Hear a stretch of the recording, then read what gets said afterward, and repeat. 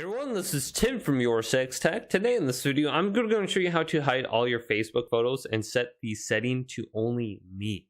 So on the application, let's go to the three little lines in the upper right side of the screen. Scroll on down to Settings and Privacy. Then choose Settings right here. Now, under this list, let's go on down to where it says Profile and Tagging. Now choose this. And go down to tagging. Who can see posts you're tagged in on your profile? Let's select this.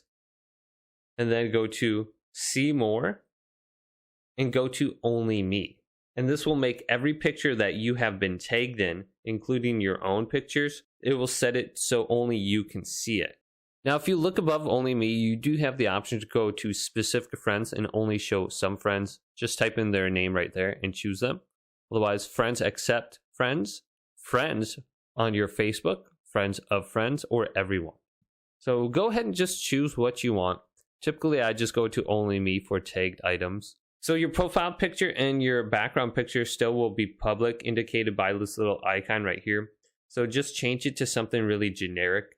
Hopefully this video did indeed help you out. If it did, leave it a big thumbs up and subscribe to my channel down below for more tech up videos coming up next on YourSixTech.